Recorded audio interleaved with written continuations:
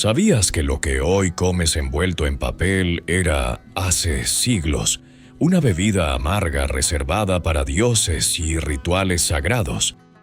Bienvenidos a Sabor a Historia, donde cada ingrediente revela un pasado y cada sabor guarda una civilización. Hoy hablaremos del chocolate, pero no del de repostería, sino del que nació en las selvas mesoamericanas como símbolo de poder, espiritualidad y vida. El cacao es más que un fruto. Es un puente entre lo sagrado y lo cotidiano, entre antiguos rituales y vitrinas modernas. Acompáñame a descubrir cómo una bebida divina se convirtió en golosina global y cómo, detrás de cada tableta, aún laten memorias profundas. Esta es la historia del chocolate y de los pueblos que lo soñaron, lo ofrecieron y lo siguen defendiendo. El cacao en las civilizaciones prehispánicas. Para entender al chocolate hay que volver a la selva. No a cualquier selva, sino a ese húmedo y fértil manto verde que cubre el sur de México, Guatemala, Belice y Honduras. En ese rincón del mundo, donde el cielo se esconde tras el dosel de hojas, nació una planta que cambiaría el destino de imperios, el Theobroma cacao, el alimento de los dioses. Allí, entre jaguares, ceibas y ríos que serpentean como serpientes mitológicas, el cacao creció por primera vez. No como lo conocemos hoy. Era silvestre, esquivo, protegido por su cáscara gruesa y su sabor amargo. Pero alguien, algún recolector ancestral, lo abrió, probó sus semillas y comenzó un vínculo que duraría milenios. Los olmecas, una de las culturas madre de Mesoamérica, fueron probablemente los primeros en domesticar esta planta. Lo cultivaron en zonas cálidas, bajo sombra controlada, entendiendo que el cacao no se da por sí solo. Necesita compañía, humedad constante, suelos ricos y un ojo atento. No era una planta para cualquiera, era una planta para los que sabían escuchar a la tierra. Luego llegaron los mayas, quienes no solo lo cultivaron, sino que lo integraron profundamente a su cultura. En las paredes de sus templos, en sus vasijas pintadas, en los textos del Códice de Madrid aparecen representaciones de dioses ofreciendo cacao, de nobles bebiéndolo en ceremonias, de mujeres moliéndolo a mano sobre piedras calientes. Para los mayas, el cacao era más que un fruto. Era símbolo de fertilidad, de abundancia, de conexión entre el mundo humano y el mundo divino. El acto de beberlo no era cotidiano. Se reservaba para los nacimientos, las bodas, los funerales, las negociaciones importantes. Se lo mezclaba con chile, con vainilla, con pétalos de flores y miel silvestre. Se espolvoreaba con achiote. Se batía hasta lograr una espuma espesa y fragante. La bebida era amarga, energética, picante. Muy distinta al chocolate que hoy conocemos, pero contenía algo que hemos olvidado: el poder del ritual. Los mexicas, o aztecas por su parte, llevaron esta relación aún más lejos. En su mundo de imperios, jerarquías y guerras constantes, el cacao adquirió otro papel, el de moneda. Se volvió unidad de medida, forma de tributo, herramienta económica. En los mercados de Tenochtitlán se podía comprar un tomate por 3 granos de cacao, una prostituta por 8, un esclavo por 100. Pero cuidado, los granos falsificados también existían, rellenados con tierra o cáscara para engañar a los comerciantes. Aún así, el cacao no perdía su mística. En las crónicas de los conquistadores encontramos descripciones fascinadas de cómo Moctezuma, el emperador mexica, bebía hasta 40 tazas de cacao al día, servidas en copas de oro. Pero no era cualquier bebida, era símbolo de su divinidad, de su rol como nexo entre los dioses y los hombres. Los granos de cacao eran almacenados como riqueza en cámaras selladas. protegidos, contabilizados, venerados. La planta misma era cuidada con respeto. Se creía que su origen estaba en el paraíso, que los dioses lo habían dado a los hombres como un regalo, pero también como una responsabilidad. Porque el cacao no era para cualquiera. Solo los nobles, los guerreros, los sacerdotes y los comerciantes más exitosos podían beberlo regularmente. El resto lo miraba con deseo, sabiendo que esa bebida espesa era también una marca de poder. Así, en Mesoamérica, el cacao era muchas cosas a la vez: comida, símbolo, energía, espiritualidad, moneda y medicina.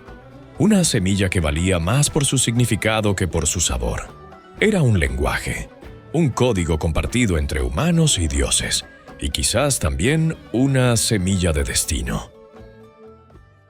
Ritual, sangre y significado. Si alguna vez has sostenido una taza de chocolate caliente entre tus manos en un día frío, tal vez has sentido su consuelo. Pero siglos atrás, en el corazón de Mesoamérica, esa misma bebida no reconfortaba, inquietaba, transformaba, conectaba con lo sagrado. Porque el cacao, antes de ser sabor, fue sangre simbólica, y su espuma, el aliento de los dioses. Entre los pueblos mesoamericanos, especialmente los mexicas, el cacao ocupaba un lugar en lo más profundo de lo espiritual. No era un alimento cualquiera, era puente entre los mundos. Se usaba en momentos clave, rituales agrícolas, sacrificios humanos, funerales reales, ceremonias de guerra y pactos políticos. En cada uno de estos actos, el cacao decía cosas que la voz no podía. Los sacerdotes mexicas mezclaban el cacao con achiote, un tinte rojo extraído del arbusto Vixa orellana. Esa mezcla no era casual. El color rojizo buscaba imitar la sangre, no solo como símbolo, sino como ofrenda. Así, al derramar la bebida en el suelo, se ofrecía al dios una vida líquida, cálida, intensa.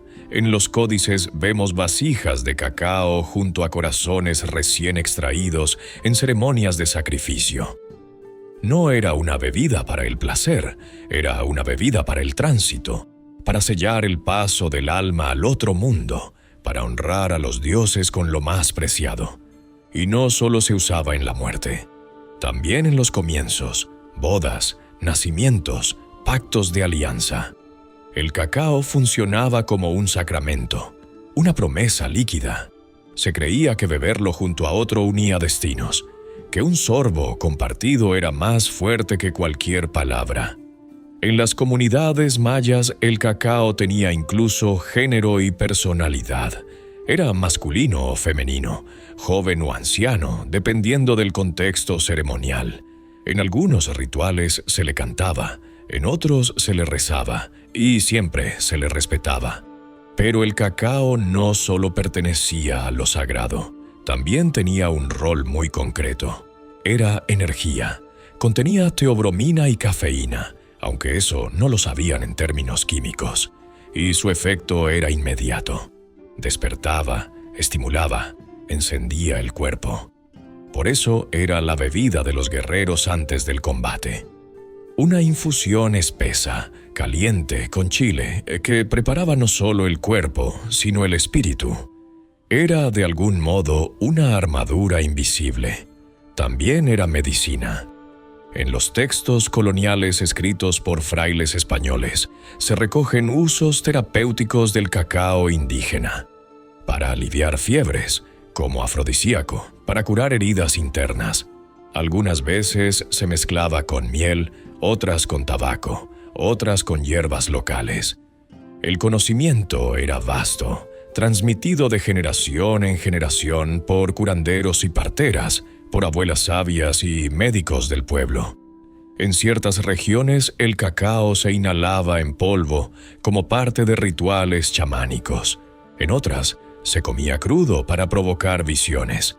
Era un psicotrópico leve, pero potente en manos ritualizadas. Permitía abrir la percepción, conectarse con lo invisible.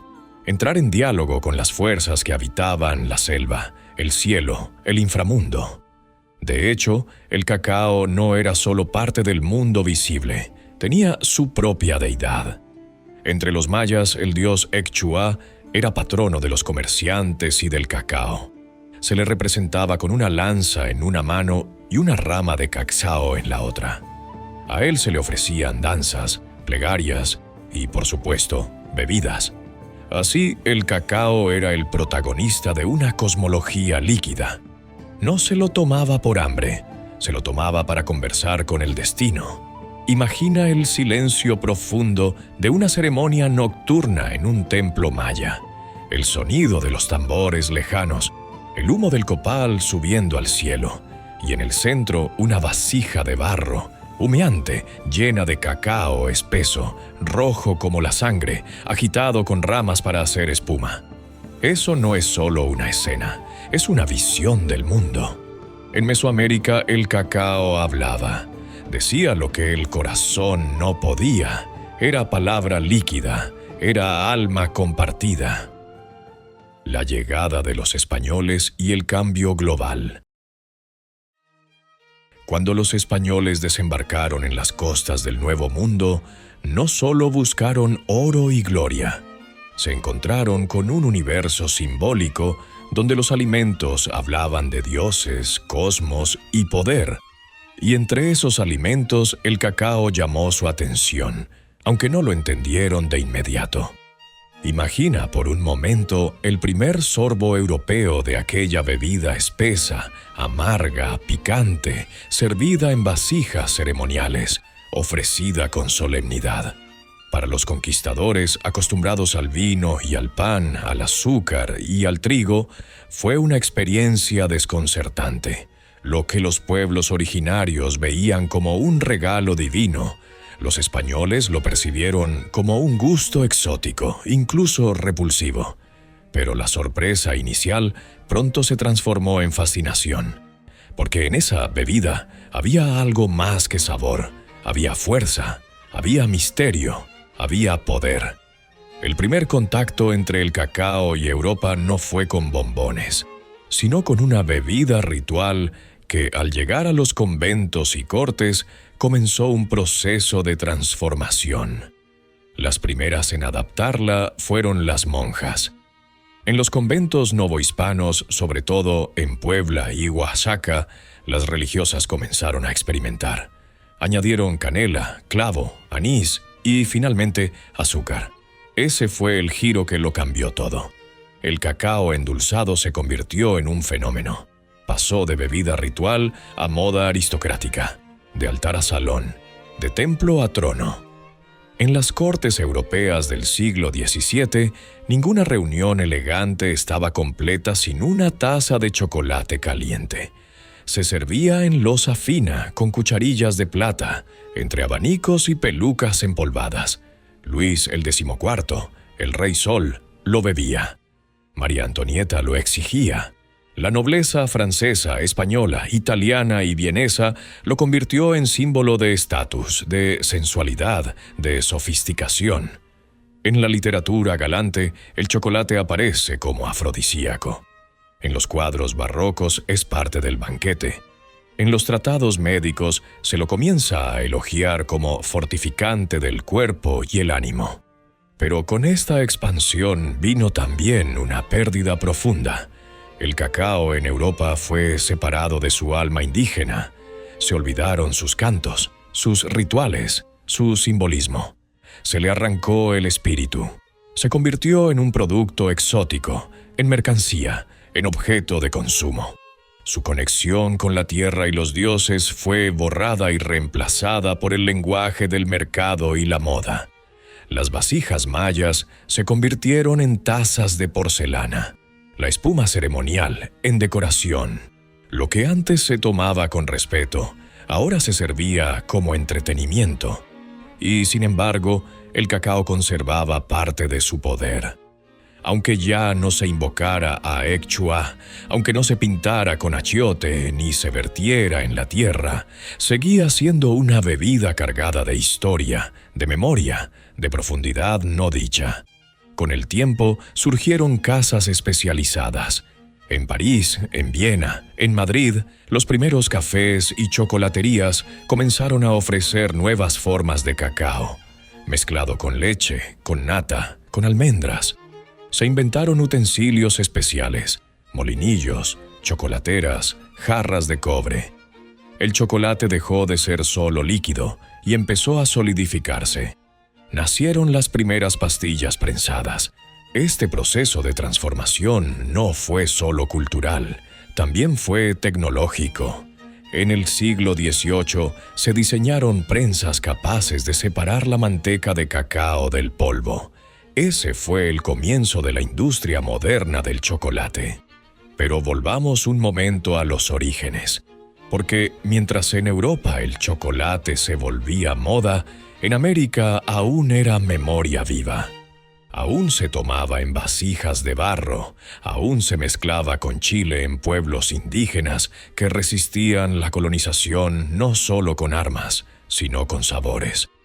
Los españoles podían llevarse el cacao, pero no podían llevárselo todo, porque el verdadero cacao no está solo en el grano, está en el ritual, el fuego, la historia, la lengua que lo nombra.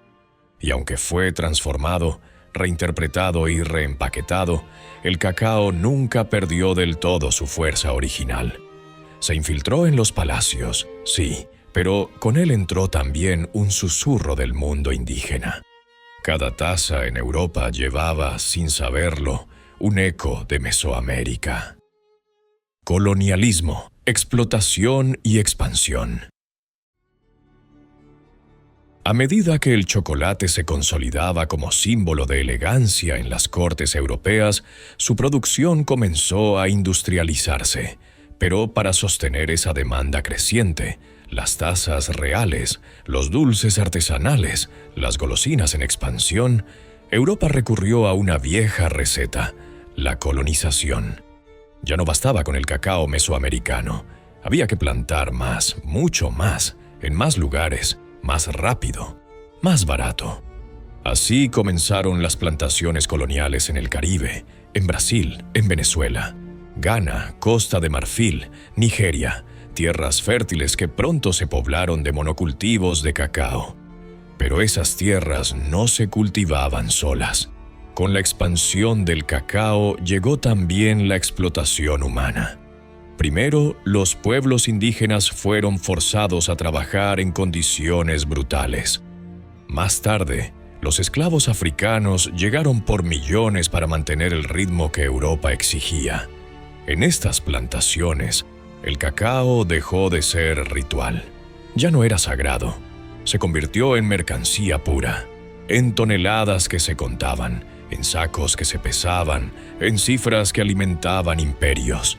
Era trabajo forzado, sudor ajeno, lucro distante. El contraste es brutal. En Europa, el chocolate era símbolo de refinamiento.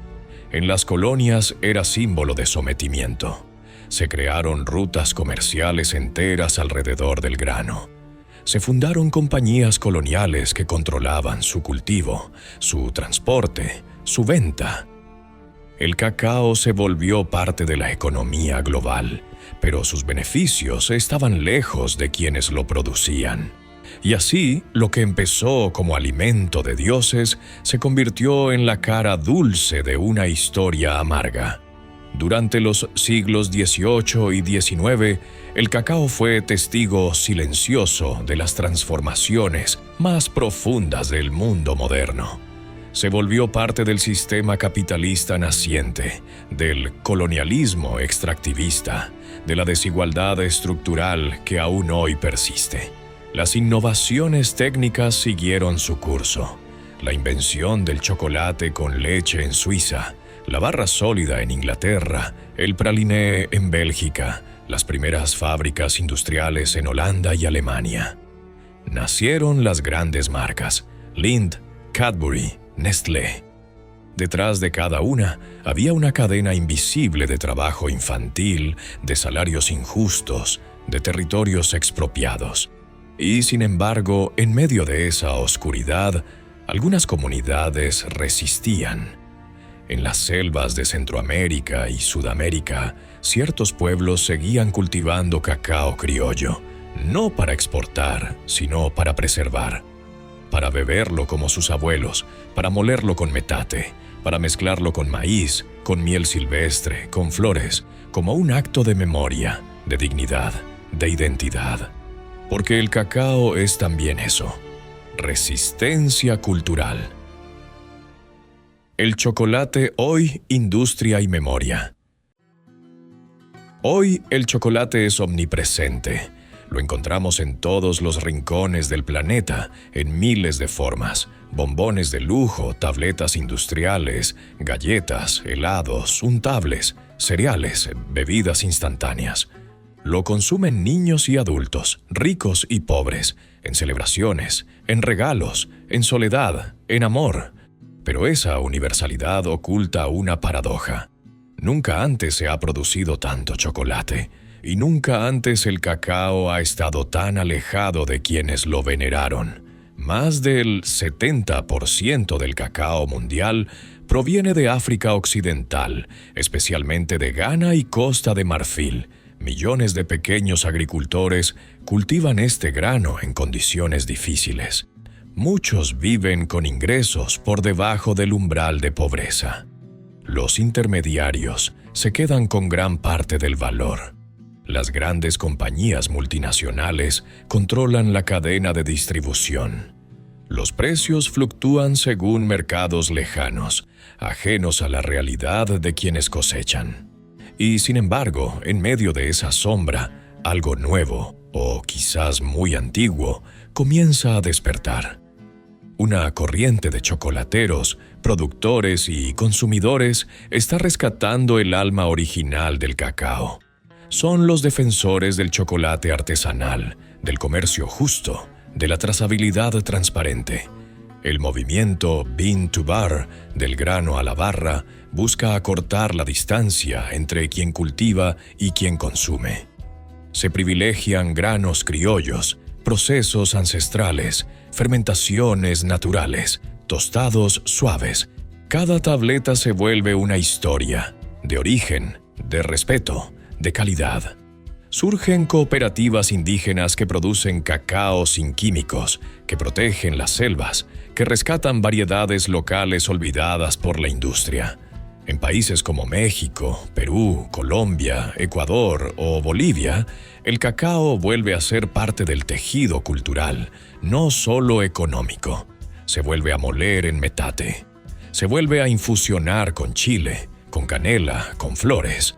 Se bebe en ceremonias, en encuentros, en rituales contemporáneos. La bebida de los dioses regresa al presente con fuerza. En muchas ciudades, el chocolate artesanal se ha convertido en una experiencia sensorial y educativa.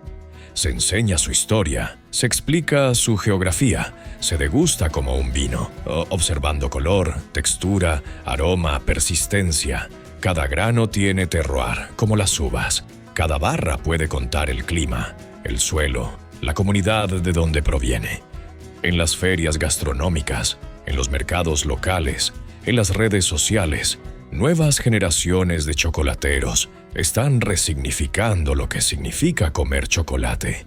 Lo están devolviendo a su lugar original, no como golosina vacía, sino como puente entre mundos. El chocolate no es solo placer, es historia, memoria y herencia. Desde los rituales antiguos hasta los estantes modernos, ha llevado consigo el sabor de lo sagrado y el peso de lo humano.